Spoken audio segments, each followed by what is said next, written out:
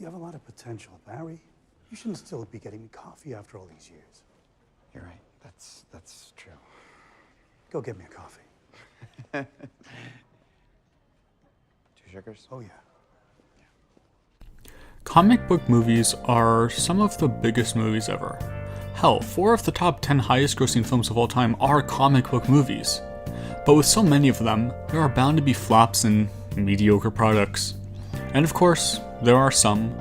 Thor 1, Ant-Man and the Wasp, Justice League 2017, Suicide Squad, Shazam, Fury of the Gods. I mean, I could go on for hours. But in this shuffle, sometimes films get lost or just written off as worse than they really are. So today, we'll be taking a look at 5 comic book films that I feel are really underrated or overhated. Films that, don't deserve the ratings and reviews they get, at least in my opinion. This isn't really listed and ordered in any way, so feel free to skip ahead to any films you're interested in. Time code's in the description. But without further ado, here we go. Your brother's not coming, is he? Loki is dead. Oh, thank God. I'm so sorry. Thor: The Dark World is a really mixed bag. For every good thing this film has, something else ruins it. For example, the action in this film is a big step up from most of the previous MCU films, pretty much just beside the Avengers, Captain America, and the Iron Man films. But, of course, Malekith, the most boring villain in the MCU, is in most of the fight scenes, and since you don't care about him, they kinda just fall flat. Or how about the really cool set design and world building? Well, half the time the film's just set on Earth, so we don't see too much of Asgard or space. It's really annoying because you can tell there's a good film in here, it's just hard to get out. But if you can look past these flaws, if you can look past parts of it, the rest of the film is really enjoyable. Everything with the Aether is really fun, Thor, Loki, all of that's great. The Warriors 3 are actually fleshed out and made into real characters. On top of that, we get some really interesting alien designs from Korg to Kurse. If I had a nickel for every alien in this film that's name started with the letter K, I'd have 2 nickels. Which isn't a lot, but it's weird that it happened twice. I am Rhino! I told you I would be back! The Amazing Spider-Man 2 is a movie I have a love-hate relationship with. If you re-edit this film, I'd argue this could be the best Spider-Man movie ever made. But then you throw in magic blood, super secret spy parents, plane crashes, and unresolved plot lines, and it just kind of becomes a mess. But where this movie shines is the visuals. Every frame of this film looks amazing. The web slinging, the action, the slow-mo, it's all just fantastic. Every actor is fantastic, and I just love this film. But then there's also a lot of issues with it. Harry Osborn is great in it, but his design as the Green Goblin is just... ugh. And Felicia Hardy should have been much more prominent, but you get half a scene. There, take it. And the issue is, so many of the deleted scenes really flesh out the film. And they decide to spend 10 minutes on a plane crash with Peter's parents.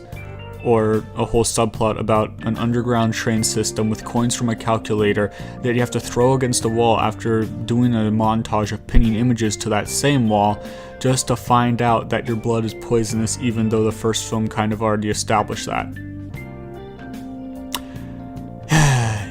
Yeah.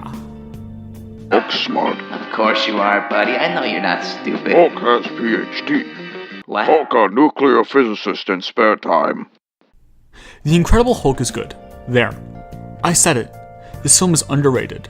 Being the black sheep of the MCU, it's a film that tends to get skipped. But it really deserves more. But... why? I mean, it's a Hulk film. Hulk isn't the most interesting character, right? Well, this film focuses on the Hulk and why he's a tragic person.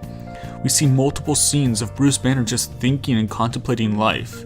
We see a deleted scene of him trying to kill himself, which, really good scene. And that's the problem with the film. It was cut. There's a lot of depth here, and it just kind of gets glossed over.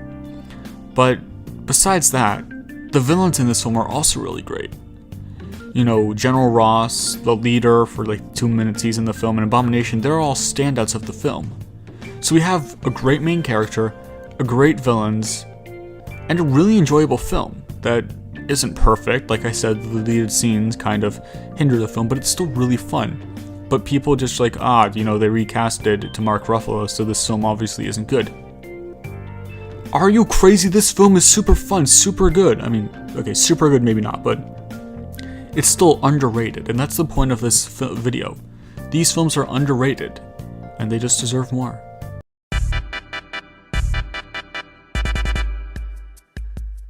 This is what Bruce was talking about.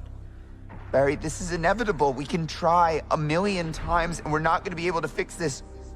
No matter what we do, this world dies. Oh boy.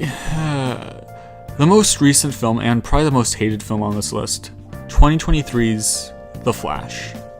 This movie is a mess. It was reshot and re-edited so many times that it's unclear what was meant to be in the movie and what wasn't. But looking at what we got, I gotta be honest, I loved it. Ezra Miller's actions aside, 90% of this film is an action-packed blast with phenomenal acting, cool power visualization, and yeah, that's about it actually. Yeah, there's not much here really. This film is carried by the actors, and 90% of the performances in this film are really well done. Sasha Calle is just fantastic for the 10 minutes she's in the movie, but you can really tell she cares about Supergirl, and I really hope they bring her back for the DCU. Ezra gives a fantastic performance as all three variants of the Flash. Ben Affleck, Michael Keaton, and George Clooney, of all people, are great as Batman. All three of them shine. Michael Keaton especially, and Ben Affleck, they are much upgraded, and I loved both of their performances in their previous films, but in The Flash, a Flash movie, they shine as the best in their career. Well, of superhero films. In other films, they have much better performances and better films, but superhero film wise, this is the best of their career. Except Birdman, if we're counting Birdman, because it's Birdman. But anyways, 90% of this film is just amazing. So what about that 10%? Well, the CGI is pretty messy in some places, not nearly as bad as people say, but it isn't anything groundbreaking. Michael Shannon is just bored and clearly has no passion for this film, making what was once an incredible, amazing villain into just a boring action set piece. And Faora doesn't even get a line.